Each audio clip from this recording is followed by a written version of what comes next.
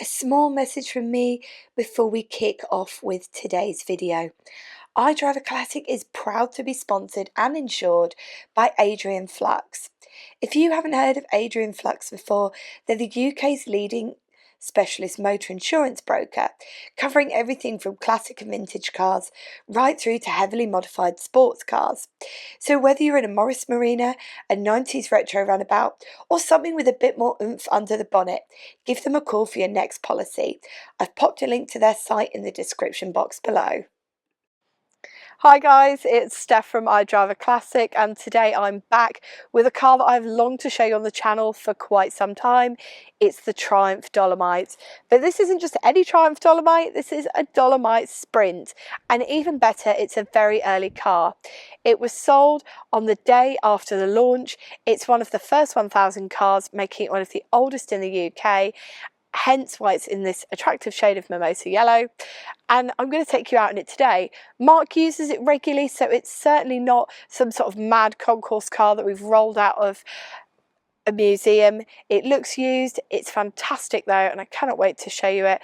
And also, apologies for the rural setting, but I thought, well, if British Leyland could shoot a marina estate in a farmyard auction type setting, I'm going to shoot this Dolomite on a farmyard too, because that's how we roll, and we've got plenty of space to look around the car. So excuse our appearance today in the video.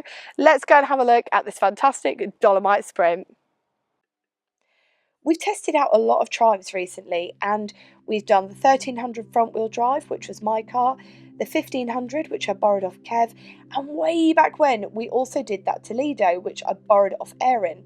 Now, if you haven't watched that video, you probably should, because it actually it's one of my favourites. And the car, which I mentioned in the video, is getting restored, will be coming back onto the channel soon, because Aaron has spent a lot of time and money getting it right, so we'll re-show you that soon. But in the meantime, we're looking at this incredible Dolomite Sprint, which felt like a natural progression in terms of videos. Now, the Dolomite 1850 I'm referring to here, was made from 1972 to late summer of 1980. Again, it was a Michelotti for Triumph design, so it looks really similar to the cars which went before it. The Dolomite really came about after some thoughtful consideration, hurrah, to where the 1300 and the 1500 had lacked or needed a bit of extra oomph, and in short, it's a very pleasing car. Now, unlike the 1300 front wheel drive, the Dolomite is a rear wheel drive, so they changed that over through the 1500 production. So when you got onto the Toledos, they were all rear wheel drive, so naturally this is a rear wheel drive. Now, it moves on from some of the earlier cars where they just say, oh well, we've done this now, let's just put this one in, and it's actually gone from being just an upgrade of, well, we've done this, to let's do this, to a decent car in its own right that actually packs in some very interesting technology. Now, of course, that's not to say it doesn't borrow from other models, because of course it has got that facelifted 1500 body shell, again a Michelotti design, and a lot of the running gear off the Toledo. But it actually packs far more into the car in the way of controls and extras, which we're going to discuss throughout this video. The Dolomite, not the Dolomite Sprint, which we'll talk about in just a second, uses the 1854cc engine.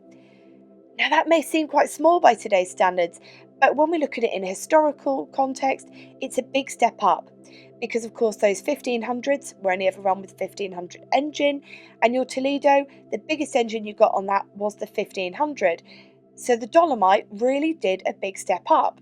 Now, that is, of course, in part because it came up against things like the BMW 2002, which was a bit of a competitor.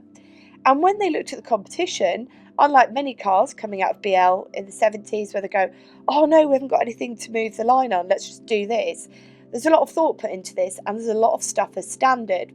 So you get bits that are quite natty and bits that are interesting. So you get the twin headlamps, the battery powered clock, the luxury seats, which I think at a glance are about 2 to 3.5 inches wider than the predecessors, and stuff which we take for granted nowadays but was a bit of a luxury back then, cigar lighter and heated screen, for example. Now, going back to these standard 1854cc engines which came out in the first Dolomites, they were giving a top speed of over 100 miles per hour and 0 to 60 in less than 12 seconds. But Triumph were very ambitious and they wanted to take it further, not only to improve what they offered the customer, but to really flush out the competition and to deliver a car with wow appeal. And with that, the Dolomite Sprint came to market. Now, the Sprint wasn't simply an upgrade, it came with real movement in terms of tech, which you may not know about if you've just passed one on a rally field.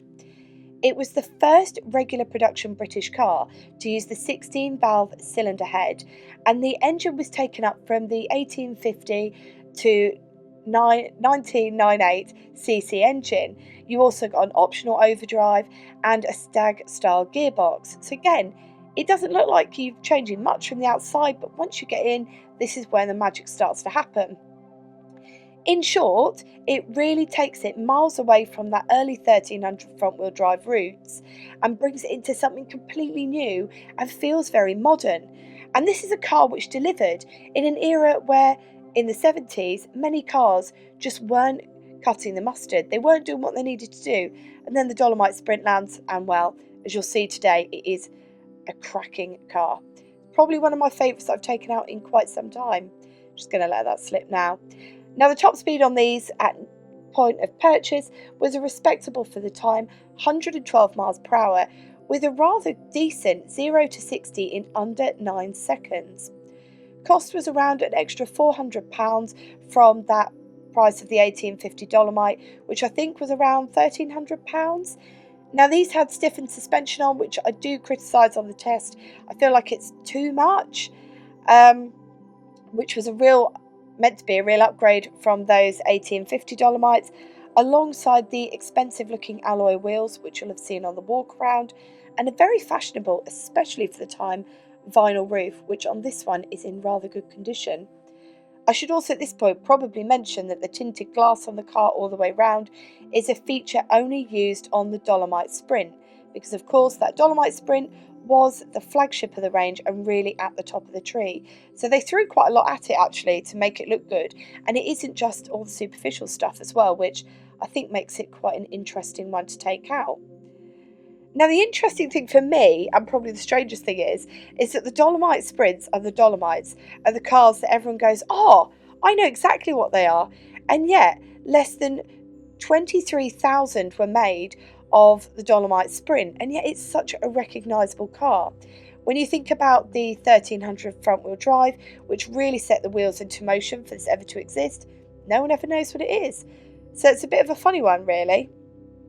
Now, I'll end on the note that the Dolomite Sprint was one of the last Triumphs to ever be built at Canley, alongside the Spitfire. And in my opinion, from today's test, I think it deserved far greater sales numbers than it achieved, because as you're going to see, it's a car which deserves all the praise and is a cracking little runabout. But first of all, let's speak to Mark, who chose this car and has owned it for an awfully long time. Hi, I'm Mark. I've had my Dolomite for 18 years now, and I've always had a Triumph in my life, but it was the only Dolomite I've ever had, and I wanted something that I knew would be really, really good in modern traffic. It was my daily before the vehicle was restored, and it's always been an awful lot of fun and a really, really practical classic. So first off, one of the things that I want to point out to you is not actually on the dash. It's these spring-loaded grab handles. Now, I know on the later Dolomite Sprints, I think they're just replaced by normal handles, which is a shame really, because they're quite cool. The glove box is the one thing that I would say really doesn't appeal to me, that I miss from the earlier cars. This one is just a little bit finicky and isn't opening very well. I'm sure when it was brand new, it was absolutely fine, but a very small complaint to having a car like this. Coming into the centre, we start to see some of the bits that are missing from the other Triumphs that they've then put into the Dolomite Sprint. Number one is that clock. It was running off the battery, thank goodness it's not wind up like some of the earlier clocks. And then you've got your heater control, I guess I'd call it a pad. It's a lot more sturdy than what's come before it. Some of the earlier ones just feel a bit finicky, feel like they might break off in your hand. Coming in front of you, if you've ever been in a Toledo, you'll know that you've got all this wood here and actually not very many dials. And it does feel a little bit lacking when you get in, whereas in this, everything's laid out quite well. And this was the complaint I had when I took out what did I take out the other week? the GT6, and I said to you all at home that I thought the dash was really poorly laid out. In this, it feels really thoughtfully laid out. Everything's really where I want it. So you've got volt gauge up there, temperature gauge, speedo, all systems go wheel, which of course is one of my favourite features. They took it out of the Toledo. I'm so glad they brought it back for the Dolomite. It's an ingenious little thing. I know that it got stripped out because it was expensive, but it's such a good early warning system for those warning lights where you've got everything from handbrake, choke, fuel, oil. I wish they'd put it into more cars. It's such a clever little bit of kit. Got a rev counter as well, which I would be expecting this with that 2-litre engine. And then over on the right hand side there, you've got your fuel gauge. All the plastic as well used, feels a lot sturdier. And you've got your indicators on this side, along with your horn. And on your left hand side, you've got your wipers there, so they're a 2-speed. And again, you've got that more functional and recognisable window wash, which is as part of the stalk, instead of it being a weird little switch on the dash. Very nice. All very well laid out, in my opinion. A lot more so, actually, than that GT6. This just feels like a much... I don't know, it feels a lot more suave. It's spot on is this. I'm excited to take you out to drive it, actually, because you'll see when we go driving as well that the dash is really good, the layout inside it is really good, and also the driving experience is really nice as well.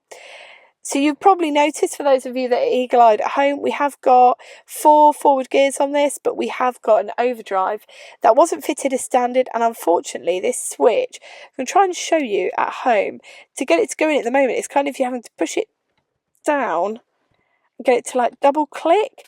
Anyway, I've said on today's test that we're not showing that because it's not really working as it needs to, so apologies, because I would have liked to have shown you, but that's the magic of old cars. There's always something. So that's our dash inside as a bit of a whistle-stop tour there. Let's get it started up so you can hear what she sounds like. And remember, they only used this 2-litre configuration of that engine on this particular car.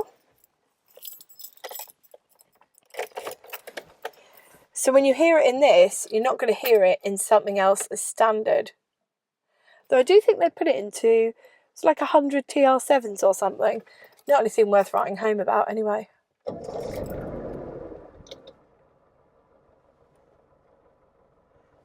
The engine is warm, so I'll give it a little rev for you.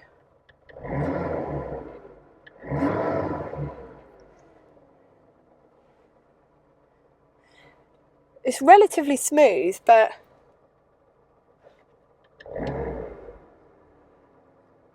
let me show you from the outside as well.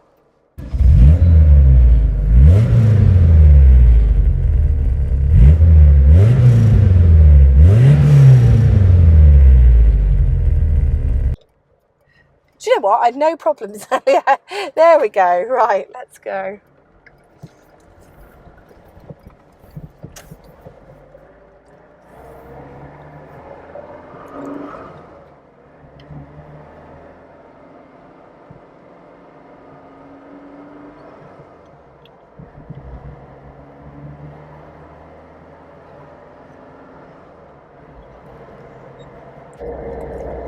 So you can see there we're up into 4th gear pretty quickly, and it's a relatively nice box to change through. 1st gear is a bit iffy to find at times, but the box is far more refined than that 1500 box, which at times can feel quite notchy and unforgiving, that they used in the 1500 cars.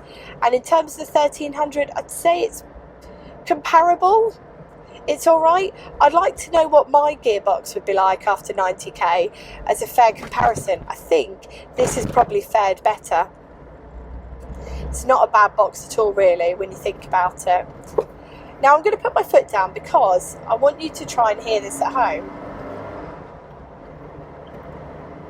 And the thing I want you to hear at home is the wind noise, because the wind noise inside this car is really loud. Even at 40, this is a lot louder than I would consider to be acceptable for the age of the car. I've taken out a lot of stuff from the 70s now, and it's all been quieter than this.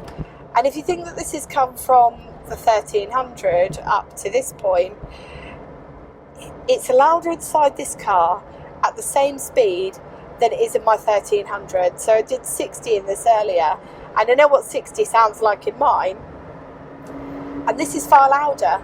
So that's really a bit of an oversight that I would have liked to have seen addressed between the two models. In terms of driving though, completely different story. It's so much more modern than I was expecting, because quite often you take out stuff from the 60s and you think, oh, this is really good. I wonder what the car that followed it's going to be like. You take out the car that followed it and it's rubbish.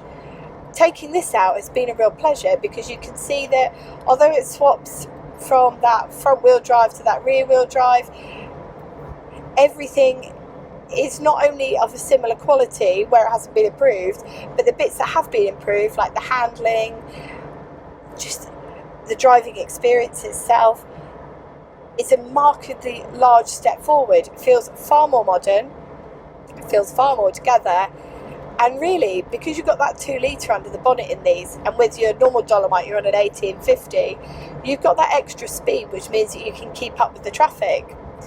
And another thing that I really get fixated on when I take out a car is where all your dials and gauges are. And in this, you go back to that all systems go wheel, which they removed in the Toledo.